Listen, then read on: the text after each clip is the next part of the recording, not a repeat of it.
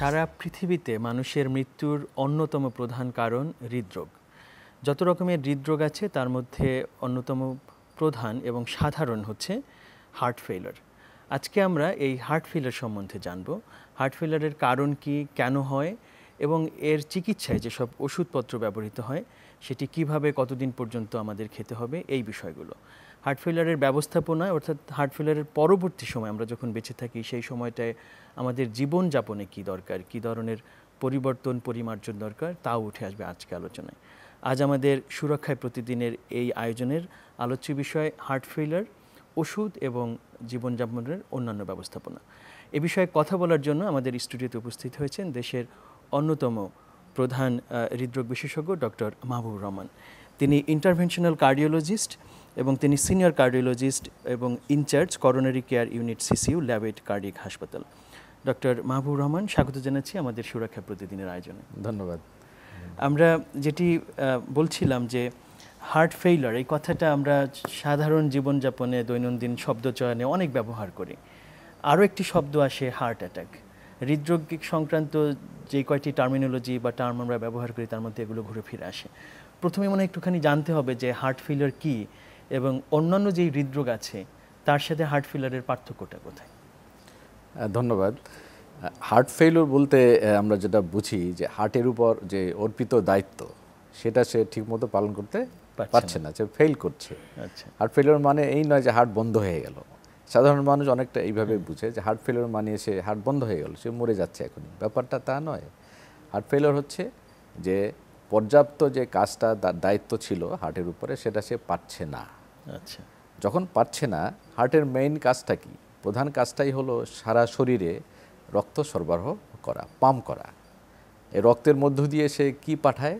Oxygen পাঠায় এবং food পাঠায়, খাদ্য পাঠায়, সুগার পাঠায়, অন্যান্য প্রোটিন, এগুলো সে সারা শরীরে প্রতিটা কোষে কোষে সে পাঠিয়ে দেয়। পাঠিয়ে দিলে পরে কোষ সেইটাকে ব্যবহার করে, সে খাদ্য এবং অক্সিজেন ব্যবহার করে সে শক্তি উৎপাদন করে, এনার্জি উৎপাদন করে। সেই শক্তি দিয়ে আমরা চলি, সেই শক্তি দিয়ে আমরা কথা বলি, আমরা দেখি, চিন্তা করি, আমাদের জীবনযাপন আমরা জীবন যাপন করি। তো এটা মূল সরবরাহকারী হলো হার্ট, পাম্পিং অর্গান। তো যখন পর্যাপ্ত পাম্প সে করতে পারছে না তখন সে এই যে কার্ডিয়াক আউটপুট বা যে পর্যাপ্ত রক্ত সে দিতে পারছে না, তখন কোষগুলো এই পর্যাপ্ত খাদ্য থেকে বঞ্চিত হচ্ছে। তখন এই কোষগুলো ঠিকমতো কাজ করতে পারবে না, তখন আমরা এটাকে বলি হার্ট ফেইলিউর। এখন যদি সে কোষ যদি পর্যাপ্ত খাবার না পায় তাহলে আমি শক্তি পাবো না, আমি হাঁটতে কষ্ট হবে, আমার শ্বাসকষ্ট হবে, আমার কিডনি ভালো কাজ করবে না, কারণ কিডনিও ভালো অক্সিজেন পাচ্ছে না, খাদ্য পাচ্ছে না। আমার লিভার ভালো খাদ্য পাবে না, লিভার ভালো কাজ করতে পারবে না। আমার ব্রেন ভালো কাজ করতে পারবে না, ফুসফুস ভালো কাজ করতে পারবে না। তার মানে হলো হার্ট ফেইলিউর কি করছে? মাল্টি অর্গান ফেইলিউরকে ফেইলিউরের দিকে ধাবিত করছে। এটাই হলো মূলত। এখন হার্ট ফেইলিউরটা কেন হচ্ছে? হার্ট ফেইলিউর হচ্ছে বিভিন্ন কারণে হতে পারে। প্রধান কারণ যেটা আপনি বললেন যে মৃত্যুর অন্যতম প্রধান কারণ, অন্যতম নয়, প্রধান কারণ, প্রথম কারণ, সবচেয়ে বড় কারণ হলো হার্ট জনিত রোগ, মৃত্যু।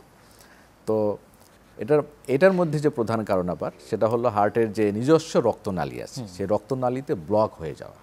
ব্লক হয়ে হার্টের নিজস্ব যে মাসেলগুলো আছে সেখানে সে পর্যাপ্ত নিজেই সে রক্ত পাচ্ছে না, অক্সিজেন পাচ্ছে না, সুতরাং সে দুর্বল হয়ে যাচ্ছে। দুর্বল হলে আস্তে আস্তে সে পাম্পিংটাকে সে কমিয়ে দিচ্ছে। তাহলে আমরা যেটাকে বলি এটাকে ইসকেমিক হার্ট ডিজিজ, রক্তনালীর ব্লক জনিত হার্ট ফেইলিউর। এইটাই হচ্ছে সবচেয়ে বড় কারণ আর কি। এরপরে যে কারণ হচ্ছে হার্টের অতিরিক্ত প্রেশার, উচ্চ রক্তচাপ। হার্ট যে পাম্প করছে, এটা পাম্পটা করছে কিন্তু রক্ত প্রেশারের বিরুদ্ধে। আমাদের যে রক্ত প্রেশার আছে এই প্রেশারটাকে ওভারকাম করেই কিন্তু সে হার্ট পাম্প করতে হচ্ছে। এখন এই হার্টের উপর যদি আপনি বেশি চাপ দেন, অর্থাৎ আমার রক্তচাপ যদি খুব বেশি হয় তাহলে হার্টকে ওই উচ্চ রক্তচাপের বিপরীতে পাম্প করতে হচ্ছে।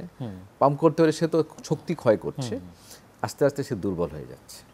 এই জন্য আপনি যদি প্রেশারটা কমিয়ে রাখেন তখন হার্ট ভালো কাজ করতে পারবে। তারপর প্রেশার কমে গেল, তাহলে উচ্চ রক্তচাপ একটি কারণ। তারপরে আসবে হার্টের ভাল্ব। হার্টের ভাল্ব যদি কোনো কারণে ক্ষতিগ্রস্ত হয়, মোস্টলি দেখা যায় যে রিউম্যাটিক হার্ট ডিজিজ, বাতজ্বরজনিত কারণে হার্টের ভাল্ব ক্ষতিগ্রস্ত হতে পারে। ভাল্ব যদি ক্ষতিগ্রস্ত হয় তাহলে পাম্পিং যেটা ছিল আমাদের ওয়ান ওয়ে, যেমন হার্টের একদিকে রক্ত ঢুকবে এবং সে সামনের দিক দিয়ে চলে যাবে সামনের দিকে। এখন ভালভে যদি প্রবলেম দেখা দেয় তখন স্বাভাবিক কি ওয়ান ওয়ে পাম্পিংটা হবে না, সামনে কিছু যাবে আবার পিছনে যাবে। অথবা ভালভ যদি চিকন হয়ে যায় তাহলে সে সামনে যেতেই পারছে না, তাহলে সামনে বাধাপ্রাপ্ত হচ্ছে অথবা রক্তটা আবার পিছনে ব্যাক করছে। তাহলে ভালভের যে সমস্যা সেটাও একটা অন্যতম কারণ, বিশেষ করে আমাদের দেশে রিউম্যাটিক হার্ট ডিজিজ যেখানে বেশি আছে বা আগের চেয়ে কম যদিও, এটা একটা কারণ। এরপরে কি হচ্ছে, যদি হার্টের চারিদিকে যে একটা কাভারিংস থাকে আমাদের বলি পেরিকার্ডিয়াম, যদি পেরিকার্ডিয়ামে যদি রোগ হয় তাহলে হার্টকে চেপে রাখে। আচ্ছা, হার্ট পর্যাপ্ত মানে প্রসারণ এবং সংকোচনে সে বাধাপ্রাপ্ত হয়, তাহলে সেখানেও সে হার্ট ফেল করতে পারে। আর একটা কী হচ্ছে, হার্টে কি পাম্পটা করছে রক্ত, সেই রক্তের যদি হিমোগ্লোবিনটা কমে যায়, রক্তে হিমোগ্লোবিনের মাত্রা যদি কমে যায় তাহলে হার্ট যতই পাম্প করুক সেই পর্যাপ্ত রক্ত কিন্তু টিস্যু পাবে না। যেমন একটা লোকের হিমোগ্লোবিন লাগবে 15 গ্রাম, সেখানে যদি সেটা চলে আসে 8-9, তাহলে তো দ্বিগুণ কাজ করতে হবে হার্টকে সেই পরিমাণ অক্সিজেন পৌঁছাতে হলে, তাহলে সেখানেও সে হার্ট ফেল করতে পারে। এইগুলো হলো most common causes of heart failure. আচ্ছা, অনেক অনেক ধন্যবাদ। খুব ভিন্ন আঙ্গিকে আসলে আলোচনাটা শুনলাম আজকে আপনার কাছ থেকে, বিশেষ করে কিভাবে উচ্চ রক্তচাপ হার্টকে প্রভাবিত করে, ক্ষতিগ্রস্ত করে। এটি আমার মনে হয় আজকে যারা দর্শক শুনছেন তারা খুব অনুপ্রাণিত, আলোকিত হবেন আজকে আলোচনা থেকে। আমরা এই যে হার্ট ফেলিওরের যে প্রসঙ্গটা, বোঝা যাচ্ছে যে বেশিরভাগ সময় আমাদের যে ধারণাটা অথবা আমরা পপ কালচার যেটা সিনেমাতে যেটা দেখি যে হার্ট ফেলিওর বলতে আমাদের চেহারা এটাই ভাসে যে কেউ একজন এখানে বুকে চেপে মরে যাচ্ছেন আসলে সাথে চোখের সামনে, সে কারণেই হয়তো আমাদের মাথায় এটা আসছে যে হার্ট ফেলিওর মানে হচ্ছে আসলে মরে যাচ্ছে এই মুহূর্তে মানুষটা। কিন্তু আপনার আলোচনা থেকে বুঝতে পারলাম যে হার্ট ফেলিওর হচ্ছে হার্ট আসলে যেই কাজগুলো করা দরকার সেটি যখন সে তার যেই মাত্রায় করা উচিত সেখানে যখন পৌঁছাতে পারবে না তখনই সেটা এক ধরনের হার্ট ফেলিওর। তাহলে কি বিষয়টা এরকম যে যারা হার্ট ফেলিওরে মাইল্ড হার্ট ফেলিওর অথবা এটা কি ধারাবাহিকভাবে জিনিসটা শুরু হয়ে চূড়ান্ত পর্যায়ে যায় যেখানে গিয়ে এটি আর কাজ করতে পারছে না, সেরকম জায়গায় গিয়ে পৌঁছাতে পারে এই বিষয়টি? এটা দুইভাবেই হতে পারে। একটা হচ্ছে যে আপনি যেটা বললেন সিনেমা যেটা দেখা যায় যেটা বুকে হাত, এটা হলো মূলত যেটা হার্ট অ্যাটাক। হার্ট অ্যাটাক হচ্ছে হঠাৎ করে হার্টের যে কোনো একটা মেজর রক্তনালী বন্ধ হয়ে যাওয়া, ব্লক হয়ে যাওয়া। ব্লক হলে হার্টের একটা মেজর অংশে রক্ত সরবরাহ বন্ধ হয়ে যায়। সাডেনলি হার্টের একটা বড় অংশ মাসেলগুলো হঠাৎ করে মৃত্যুর মুখে পতিত হয় বা ড্যামেজ হতে শুরু করে। এটা হলো অ্যাকিউট হার্ট অ্যাটাক যেটা বলি আমরা। এখান থেকে হার্ট ফেলিওর হতে পারে। হঠাৎ করে হার্ট সে থমকে গেল যে রে আমি তো পাচ্ছি না, আমার কি হলো, আমি তো রক্ত পাচ্ছি না, অক্সিজেন পাচ্ছি না, কি হলো, তখন থমকে যেতে পারে, অ্যাকিউট হার্ট ফেলিওর হতে পারে। আচ্ছা, তাহলে হার্ট অ্যাটাক যেটা সেটা হচ্ছে আসলে হার্ট ফেলিওরের একটা কারণ, একটা অন্যতম কারণ। আমি আগেই বলেছি যে রক্তনালীতে ব্লক হয়ে যাওয়া, সেটাই হলো হঠাৎ করে যদি হয় সেটাই হার্ট অ্যাটাক। তাহলে দেখা গেল একটা মেজর অংশ যদি হার্টে রক্ত নিজস্ব সাপ্লাই না পায় তখন হার্ট হঠাৎ দুর্বল হয়ে যেতে, অ্যাকিউট হার্ট ফেলিওর। তখন সব সিভিয়ার শ্বাসকষ্ট হবে, লাংসে পানি চলে আসবে, হঠাৎ করে পেশেন্ট যদি ইমিডিয়েট ম্যানেজ করা না যায় পেশেন্ট মে ডাই। হ্যাঁ, তাহলে এটা হলো অ্যাকিউট হার্ট ফেলিওর। আরেকটা হচ্ছে যেটা আগে যে কথাগুলো বলেছিলাম, এটা হচ্ছে ধীরে ধীরে হার্ট দুর্বল হয়ে যাওয়া, এটা ক্রনিক হার্ট ফেলিওর। আচ্ছা, হ্যাঁ, তেমনিভাবে অ্যাকিউট হার্ট ফেলিওর যদি আমি ম্যানেজ করে ফেলি, আমি যদি চিকিৎসা দিয়ে এটাকে ম্যানেজ করে ফেলি, পরবর্তী সময় এই রোগীও কিন্তু ক্রনিক হার্ট ফেলিওরে যেতে পারে যদি আমি প্রপার ওয়েতে চিকিৎসাটা না করি। তাহলে অ্যাকিউট হার্ট ফেলিওর খুবই ডেঞ্জারাস। আর ক্রনিক হার্ট ফেলিওর সেটাও ভালো না, কিন্তু সেটা সময় নেবে, আপনার জীবনকে আস্তে আস্তে আস্তে আস্তে ক্ষয়ের দিকে ধাবিত করবে। আচ্ছা, তাহলে আসলে প্রসঙ্গটা চলে আসে যে অ্যাকিউট হোক অথবা ক্রনিক হোক, অর্থাৎ একেবারে ইনস্ট্যান্ট যে মৃত্যুর কারণ সেটি অথবা ধীরে ধীরে যেটি প্রোগ্রেস করছে, এই দুটোর ক্ষেত্রেই ব্যবস্থাপনা এবং চিকিৎসা খুবই গুরুত্বপূর্ণ বিষয়। সেখানে যাওয়ার আগে, চিকিৎসার ক্ষেত্রে যাওয়ার আগে আমার মনে হয় আপনি কিছু উপসর্গের কথা ইতোমধ্যে বলেছেন, তারপরও আমার মনে হয় দর্শকদের বোঝার স্বার্থে আমরা আবার একটু শুনে নিতে চাই। অ্যাকিউট হার্ট ফেলিওর যেটা হয়, অ্যাকিউট হার্ট ফেলিওর যেটা মূলত হয় acute heart attack. Acute heart attack বলতে আমরা একটু আগে বলেছি রক্তনালীতে হঠাৎ করে একটা রক্তনালী বন্ধ হয়ে যাওয়া। কি দিয়ে বন্ধ হবে? রক্ত জমাট বেঁধে সাধারণত বন্ধ হয়ে যায়। রক্তনালীর ভিতরে আগে থেকেই চর্বির দলা জমতে থাকে, বিভিন্ন কারণে জমতে থাকে, সেটা আমরা পরে আলাপ করব কি কি কারণে জমে। বিভিন্ন কারণে চর্বির দলা একটা রক্তনালীতে লাইক পানির পাইপ, পানির পাইপে যেমন মরচে ধরে যায়, ধরে ধরে ধরে আস্তে আস্তে পানির পাইপটা সরু হতে থাকে, হঠাৎ করে একটা দলা ফর্ম করে, ওখানে রক্তের দলা ফর্ম করে পুরো রক্তনালীটা বন্ধ হয়ে যায়। যেই বন্ধ হয়ে গেল হার্ট তখন হতভম্ব হয়ে গেল, এবং তার হার্টের যে সাপ্লাইং যে এরিয়া, যে পানির পাইপটা যেখানে যেত সেই পুরো এরিয়াটা তো পানি পাবে না, অর্থাৎ রক্ত পাবে না। হার্ট রক্ত না পেলে সেই মাসেলগুলো তখন ক্রাইং, মাসেলগুলো ক্রাইং। এই ক্রাইটা আপনি বুঝবেন কি করে? Severe pain. মাসেল ক্রাইং মানে পেইন, সে ব্যথার কথা বলবে। এই ব্যথাটাই হচ্ছে একটা ডাইং মাসেলের কান্না। এই কান্না দিয়ে আপনাকে সে সিগন্যাল দিচ্ছে, সতর্ক করছে যে আমার চিকিৎসা দরকার। অর্থাৎ চেস্ট পেইন, সেটা পেইন আকারে হতে পারে, সেটা অনেকে মনে করবে যে চেপে ধরলো, অনেকে মনে করলো শ্বাস নিতে পারছে না, অনেকে মনে করলো যে আমি অস্থির লাগছে, দরদর করে ঘেমে যাচ্ছে, হঠাৎ করে হচ্ছে জিনিসটা। সে শুয়েছিল, হঠাৎ করে তার এরকম শ্বাসকষ্টে উঠে বসে পড়লো, অথবা সে মৃত্যু ভয়ে আতঙ্কিত হয়ে পড়লো, আমার কি হচ্ছে। অর্থাৎ সাডেননেস, আচ্ছা, হঠাৎ করে কিছু একটা উপসর্গ ঘটা, এই ধরনের চেস্ট এবং চেস্টের আশেপাশে, অনেক সময় পেটেও হয়। আচ্ছা, পেটের উপরের দিকেও হার্ট অ্যাটাকের অনেক সময় এই সিমটম দেখা দেয়। অনেক সময় হাতে আসে, গলায় আসে, হাতে আসে। অর্থাৎ এমন না যে চেস্ট হবে, এমন না যে পেইন হবে, পেইন বা পেইন লাইক ডিসকমফোর্ট, অস্বস্তি কোনো একটা হচ্ছে। এটি কিন্তু একটু ভিন্ন আবার আপনার জায়গা থেকে আমি পাচ্ছি, কারণ বেশিরভাগ সময়ে অনেক সময় ডক্টররা বলেন যে কিভাবে আপনি পার্থক্য করবেন যে এটি কি হার্ট অ্যাটাকের জন্য হলো নাকি অন্য কোনো কারণে অন্য কোনো জায়গায় হলো। তখন তারা প্রায় বলেন যে হার্ট অ্যাটাকের ব্যথাটা সাধারণত একেবারে মাঝ বরাবর হয় সাধারণত, আর যদি এটা বামের দিকে বা এই নিচের দিকে যে ব্যথাগুলো হয় সেটা কিন্তু বেশিরভাগ সময় হয়তো হার্ট রিলেটেড না, এরকম কথাবার্তাও কিন্তু অনেকে। হ্যাঁ, এর মধ্যে সত্যতা আছে। বেশিরভাগই এটা হচ্ছে আমাদের সেন্ট্রাল বলি, বুকের মাঝামাঝি হয়, সাধারণত বাম দিকে কম হয়।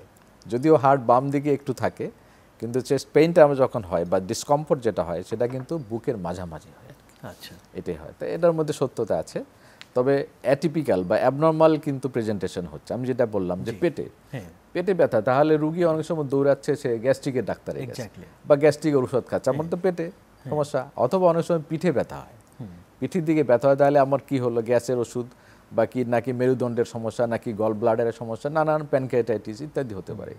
আপনাকে মনে রাখতে হবে যে সবচেয়ে খারাপ শত্রুকে, আপনাকে সেটাকে আগে ভাবতে হবে। হ্যাঁ, আপনি ধরা যাক আপনার গ্যাস্ট্রিক হয়েছে, কিন্তু সেই গ্যাস্ট্রিক আপনি মারা যাবেন না, বা আপনার প্যানক্রিয়াটাইটিস ইনস্ট্যান্টলি মারা যাচ্ছেন না, বা আপনার প্যানক্রিয়াটাইটিস ও গল ব্লাডার প্রবলেম হওয়াকে আপনি ইনস্ট্যান্টলি মারা যাওয়ার সম্ভাবনা কম। কিন্তু হার্ট অ্যাটাক এমন জিনিস যে আপনি ইনস্ট্যান্টলি মারা যাওয়ার ঝুঁকি অত্যন্ত বেশি। এবং আপনি জানেন কিনা, হার্ট অ্যাটাকের 24 ঘন্টার মধ্যে প্রায় 25% লোক মারা যেতে পারে যদি চিকিৎসা না পায়। এমনকি বেশিরভাগ না, অনেক সংখ্যক লোক হসপিটালে বা ডাক্তারের কাছে পৌঁছাবার আগেই রোগী মারা যায়। পেশেন্ট হয় ঘুমের ঘরে মারা যায়, না বাড়িতে মারা যায়, পথে মারা যায়, হসপিটাল আসার আগেই মারা যায়। হার্ট অ্যাটাক ছাড়া সাধারণত অন্য কোনো কারণে এইরকম হঠাৎ মৃত্যু হয় না। সুতরাং শত্রু চিনতে হবে যে প্রধান শত্রুকে। আপনার ধরা যায় গ্যাস্ট্রিক হয়েছে, কিন্তু আপনাকে শিওর হতে হবে এটা হার্ট অ্যাটাক না।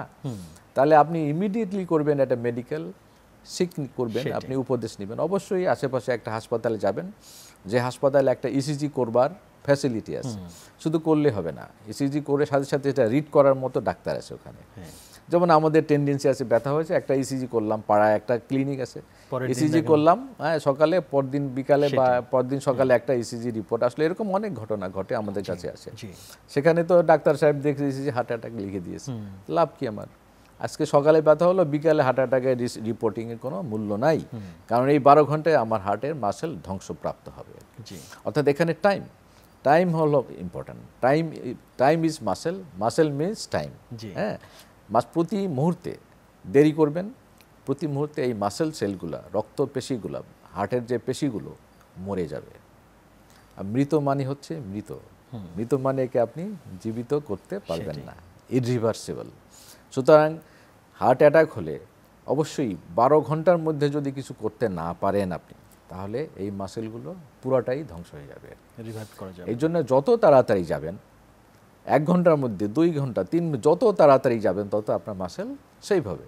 এবং দেখা যায় 1 থেকে 3 ঘন্টার মধ্যে যদি আপনি যেতে পারেন ডাক্তারের কাছে এবং ডাক্তার যদি চিকিৎসাটা দেয়, ফুল রিকভারি, হার্টের কোনো ক্ষতি হয় না, ফুল রিকভারি। এই টাইমটা আমরা 12 ঘন্টা পর্যন্ত আমরা নেই, 12 ঘন্টার মধ্যে করলে অন্তত আংশিক রিকভারি হবে। কিন্তু এরপরও আমি বলবো, আমরা 12 ঘন্টা হয়ে গেছে, মনে হচ্ছে একদিন হয়ে গেছে, কিন্তু চেস্ট পেইন আছে, ডিসকমফোর্টটা এখনও আছে, এখনই যান। পেইন আছে মানে হলো ক্রাইং মাসেল, অর্থাৎ মাসেল ক্রাই করছে, মাসেল কান্না করছে, তার মানে ও জীবিত, তার মানে তখনও আপনি যান। সেটাই, হ্যাঁ, ইভেন জীবিত না থাকলে আপনি যান। কেন যান? এরপরেই তো আপনার হার্ট ফেলিওর হবে। সেটাই, এখন হার্ট অ্যাটাক হয়েছে, আপনার কালকেই হার্ট ফেলিওর হবে, বিকালে হার্ট ফেলিওর হবে, সেটা তো ঠেকা দিতে হবে। এই জন্যে যেটা হোক না কেন, আপনাকে অবশ্যই আশেপাশে একজন হৃদরোগ বিশেষজ্ঞ, যদি না থাকে একজন মেডিসিন বিশেষজ্ঞ, একটা ইসিজি করেন, ইসিজি রিড করেন, সেটা দেখেন কি, এবং ইমিডিয়েট চিকিৎসা শুরু করেন। যখন কারো মনে হবে যে আমার একটা হার্ট ফেইলার হয়েছে বা হার্ট অ্যাটাকের মতো কোনো সিমটম বা উপসর্গ আছে, তারপর তিনি যে ইসিজিটা করবেন, সেই ইসিজিটা দেখাটা, ইমিডিয়েটলি দেখাটা, তাৎক্ষণিকভাবে এটা দেখাটা ভীষণভাবে গুরুত্বপূর্ণ। কিন্তু আমাদের অভিজ্ঞতা থেকে আমরা জানি যে ইভেন বাংলাদেশের বড় বড় যে ডায়াগনস্টিক সেন্টারগুলো আছে, সেখানেও সাথে সাথে ইসিজি রিপোর্টটা দেখানোর কোনো ব্যবস্থা নাই। এই জায়গায় একটা বড় পরিবর্তন আমাদের দরকার, ইমিডিয়েটলি দরকার, কারণ হৃদরোগের পরিমাণ কিন্তু বাড়ছে। এ বিষয়ে আপনার পরামর্শ এবং কি করা যেতে পারে শুনতে চাই। খুবই সত্য কথা যে ইসিজি কিন্তু অন্য অন্য যে পরীক্ষার মতো কোনো পরীক্ষা নয়।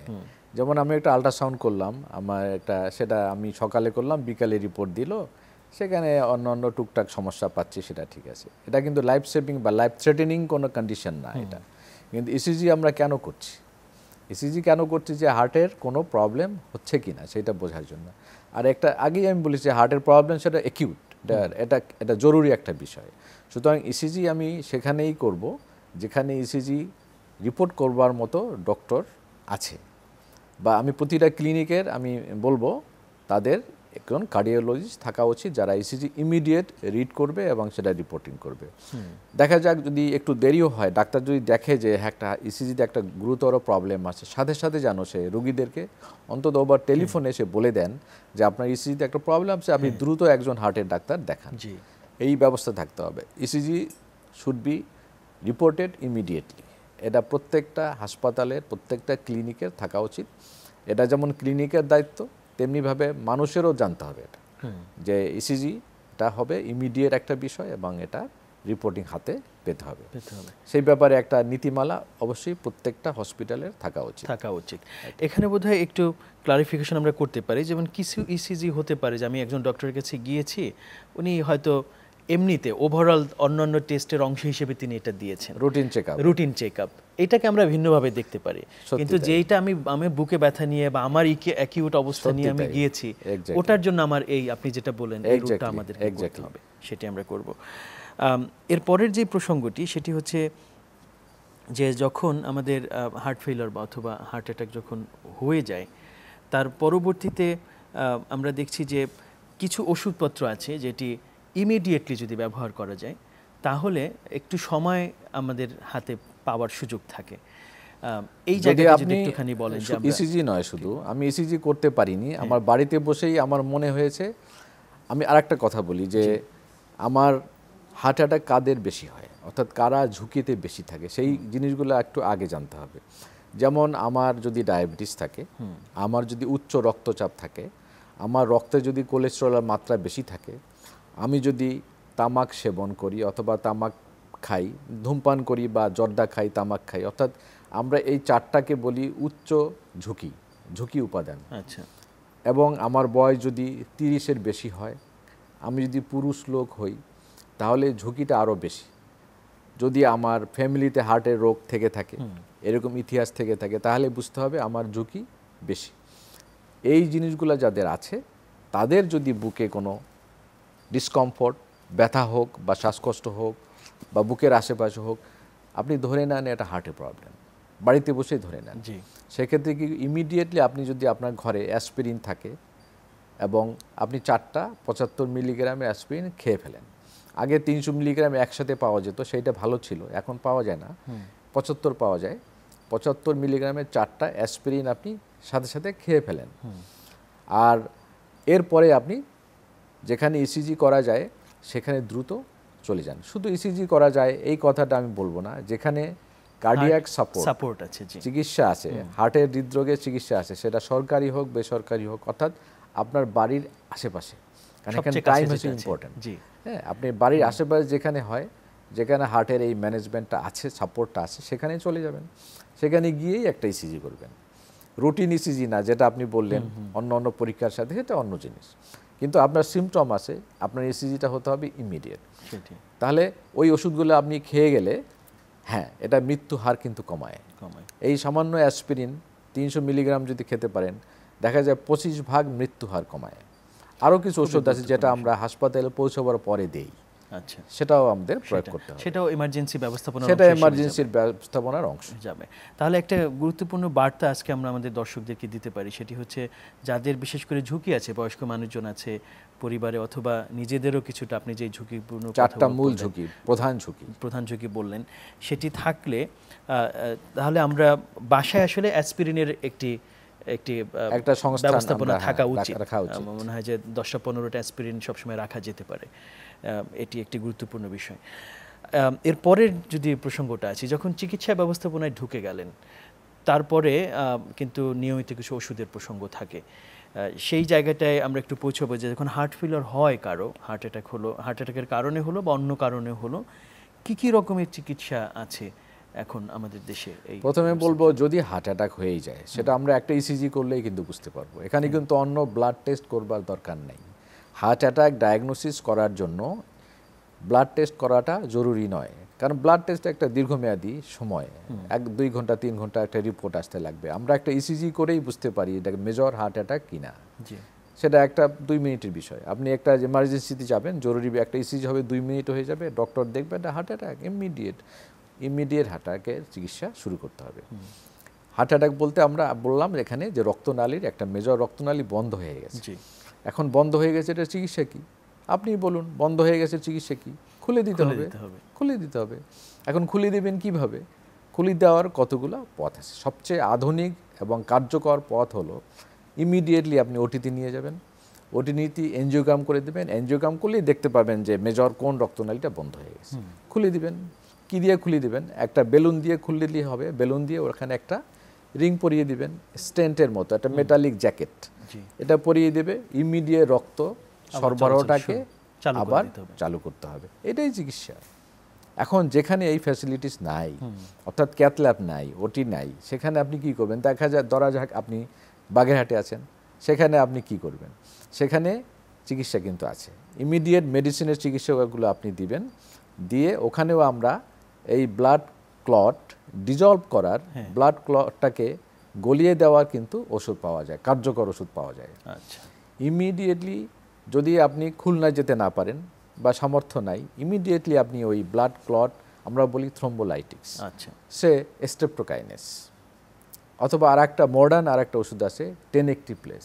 যদি এইটা দিতে পারেন, খুবই ভালো ওষুধ, লাইফ সেভিং ওষুধ। আপনি বাগেরহাটে বসে এটা দিতে পারেন। দিয়ে ব্লাড ক্লটটাকে ডিজলভ করলেন, করে ইমিডিয়েটলি পেশেন্টটাকে তখন কি করবেন? পরবর্তী চিকিৎসার জন্য। কারণ এই ওষুধটা যে দিলাম, এই ব্লাড ক্লটটা, ব্লকটা খুলে গেল কিনা আমি তো শিওর না, এটা ইমিডিয়েটলি দেখতে হবে। কোথায় দেখবেন? যেখানে ক্যাথ ল্যাব আছে, যেখানে ওটি আছে। কাছাকাছি কোথায় আছে? খুলনা আছে, আপনি খুলনায় চলে যাবেন। অথবা আপনি মনে করেন না, এখন পদ্মা সেতু আছে, আমি ঢাকা আসবো, ইমিডিয়েটলি আপনি 3 ঘন্টা 3.5 ঘন্টা ঢাকায় চলে আসবেন। কোথায় যাবেন? আপনি যদি আর্থিকভাবে দুর্বল থাকেন, সরকারি হাসপাতালে যাবেন, হৃদরোগ হাসপাতালে ইনস্টিটিউট আছে, সেখানে যাবেন। অথবা যদি আপনি না, আমি প্রাইভেট সার্ভিসে যাব, যে কোনো প্রাইভেট হাসপাতালে যাবেন, এমার্জেন্সিতে যাবেন, চেম্বারে নয়, এমার্জেন্সি সার্ভিস যেখানে আছে, হাসপাতালে যেতে হবে। হাসপাতালে চেম্বারও আছে, এমার্জেন্সি যাবেন, কারণ ওইটা হলো ডিরেক্ট পাথওয়ে। এমার্জেন্সিকে ওখান থেকে সরাসরি আপনি ভর্তি হয়ে যাবেন, সিসিউতে যাবেন, সিসিউ ডক্টর দেখবে যে আমি বাগেরহাট থেকে সে একটা ওষুধ পেলো, আপনি থ্রোম্বোলাইটিক্স সে পেলো, এখন আমি এটা রক্তনালীটা খুললো কিনা সেটা দেখতে হবে। তাকে প্রিপেয়ার করে ক্যাথ ল্যাবে নিয়ে যাবে, ওটি দিনই দেখবে খুলে গেছে, ফাইন হয়ে গেল।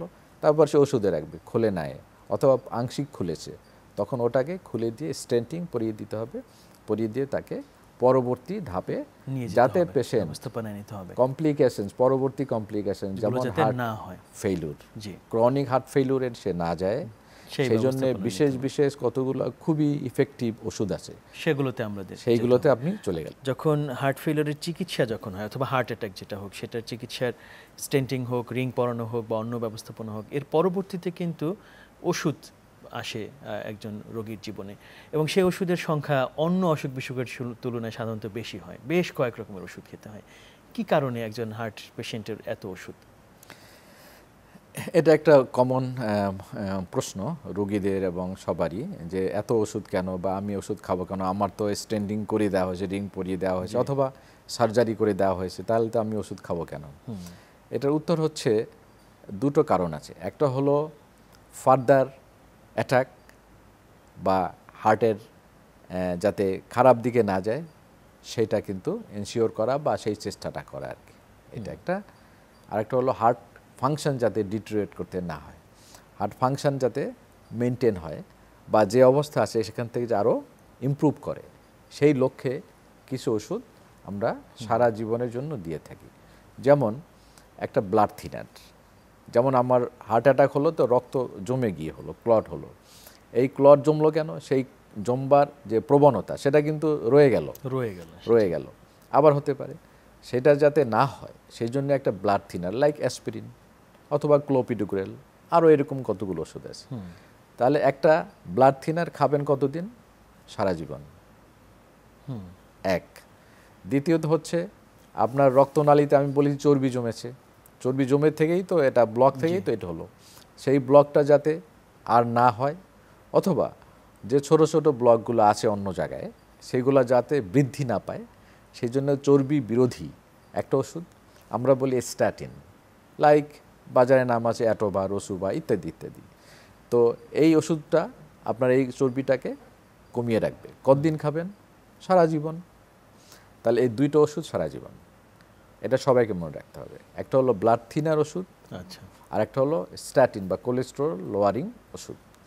রক্তে আপনার কোলেস্টেরল লেভেল, অনেকে বলে আমার তো রক্তের কোলেস্টেরল করেছি খুবই ভালো, নর্মাল হয়ে গেছে, আমি আর খাবো কেন? নো, আপনার তো অ্যাটাক হয়েছে বা আপনার রক্তনালীতে চর্বি জমেছে। আমরা মূল টার্গেটটা হচ্ছে কিন্তু রক্তনালীর যে চর্বি, রক্তনালী গাত্রে যে চর্বি জমেছে ওইটাই কিন্তু মূল টার্গেট। আপনার ব্লাড লেভেল কোলেস্টেরল নর্মাল হলেও আমাদের টার্গেট হচ্ছে হার্টের ভেতরের যে রক্তনালীতে চর্বি ওইটাকে কমানো, এটাকে খেতে হবে। কতগুলো লেভেল আছে আমাদের টার্গেট থাকে যে এই লেভেল অন্তত অ্যাচিভ করতে হবে। তাই জন্যে এই দুটো ওষুধ কতদিন খাবেন? সারা জীবন খেতে হবে, ভুল করলে চলবে না। আচ্ছা, এই গেল দুটো ওষুধ। এরপর আসেন, একটা হার্ট অ্যাটাক হলে বা হার্টের ফাংশন যখন কমে যায় তখন হার্টের অ্যারিথমিয়া, হার্টের তাল কেটে যাওয়ার একটা প্রবণতা দেখা দেয়। হার্ট হঠাৎ করে হার্ট বিট অ্যাবনর্মাল বিট হয়ে যেতে পারে। আমরা বলি ভেন্ট্রিকুলার ট্যাকিকার্ডিয়া, লাইফ থ্রেটেনিং হার্টের অ্যারিথমিয়া, হার্ট পেশেন্ট মারা যেতে পারে এখান থেকে। এই জন্যে এই অ্যান্টি অ্যারিথমিক বা হার্ট বিট যাতে খারাপ দিকে না যায় সেই জন্য কিছু ওষুধ আছে, যেমন বিটা ব্লকার। আমরা বলি বিটা ব্লকার কতদিন খাবেন?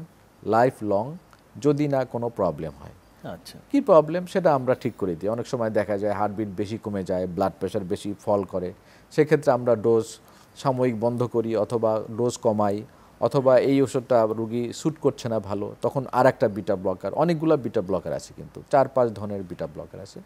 আমরা পেশেন্টের জন্য যেটা সুইটেবল, যাকে স্যুট করলো যেটা, ওই ধরনের বিটা ব্লকার আমরা দিই। আর একটা হচ্ছে হার্টের ফাংশন যাতে কমে না যায় অথবা হার্টের ফাংশন যাতে বাড়ানো যায় সেই জন্য কিছু ওষুধ আছে, আমরা বলি রাস ব্লকার, এসি ইনহিবিটর বা এআরবি। কতদিন খাবেন? লাইফ লং খাবেন। আর একটা আছে যে হার্টের সাথে কিডনির আর একটা সংযোগ আছে, হ্যাঁ, সেটার জন্য আর একটা ওষুধ আছে, আমরা বলি এমআরএ। আর একটা নতুন ওষুধ এসছে বাজারে, অ্যান্টি ফেইলিউর ড্রাগ, আমরা বলি লাইক এম্পাগ্লিফোজিন টাইপের ওষুধ। তাহলে কয়টা ওষুধ দাঁড়ালো? প্রথমে বললাম ব্লাড ক্লট না হয় যাতে ব্লাড থিনার, আর একটা কোলেস্টেরল, এগুলো দুটো। এরপরে আরও 4টা ওষুধ। আচ্ছা, খেয়াল করেন, এই 4টা ওষুধ সবার জন্য না।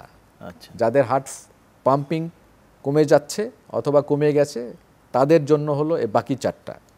আর যাদের হার্ট ফাংশন একদম নর্মাল, একটা হার্ট অ্যাটাক পেশেন্ট আসলো মাত্র 3 ঘন্টার মধ্যে আসলো, করে দিলেন স্টেন্টিং করে দিলেন, ডান, হার্ট ফাংশন নর্মাল, ওর কিন্তু সব লাগবে না। আচ্ছা, ওর লাগবে প্রথম দুটো সব সময়ের জন্য, এবং অফকোর্স বিটা ব্লকার, সেটি এটা আমরা দেই।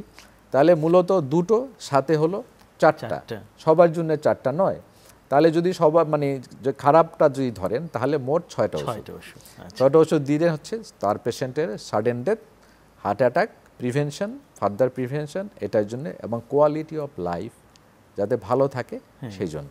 আচ্ছা, এই 6টা ওষুধ আমরা মনে করি অত্যাবশ্যক, বিশেষ করে মেজর হার্ট অ্যাটাক হলে পরে। অনেক অনেক ধন্যবাদ ডক্টর মাহবুবুর রহমান। অনেক বিষয় আমরা একটু নতুনভাবে জানলাম আজকে আপনার সাথে আলোচনার বসে, এবং ভবিষ্যতে আবার একটু আপনাকে ডাকবো। আজকে সময় স্বল্পতার কারণে শেষ করতে হচ্ছে। আমরা বিশেষ করে হৃদরোগ এখন এত সাধারণ হয়ে গেছে, এত মানুষ আক্রান্ত হচ্ছে, আমরা বিষয়টা আবার নিয়মিত আলোচনায় আনবো। ধন্যবাদ জানাচ্ছি আপনাকে সময়। আপনাকে ধন্যবাদ, সবাইকে ধন্যবাদ। দর্শক, শেষ করছি সুরক্ষায় প্রতিদিনের আজকের আয়োজন। আমরা কথা বলছিলাম হার্ট ফেইলিওর প্রসঙ্গে। আমরা জানি যে সারা পৃথিবীব্যাপী আসলে হার্ট ফেইলিওর অথবা হৃদরোগের ঝুঁকি কিন্তু অনেকখানি বেড়েছে এবং অনেক মানুষ আক্রান্ত হচ্ছে। আমাদেরও নিজেদের পরিবারে, আত্মীয় স্বজনের ভেতরে হৃদরোগের সংখ্যা বাড়ছে। একটু সচেতন হলে, সঠিকভাবে জীবনযাপন করলে আমরা কিন্তু হৃদরোগের ঝুঁকি কমাতে পারি। কিন্তু কারো যদি হৃদরোগ হয়েই যায় তাহলে তার জন্য আমাদেরকে সচেতন হতে হবে এবং সঠিক সময়ে সঠিক ব্যবস্থাপনা নিতে হবে, যেটি আজকের আলোচনায় ডক্টর মাহবুবুর রহমান তুলে ধরলেন। আপনাদের সকলের স্বাস্থ্য সুরক্ষিত থাকুক, এই আশাবাদ রেখে শেষ করছি আজকের আয়োজন।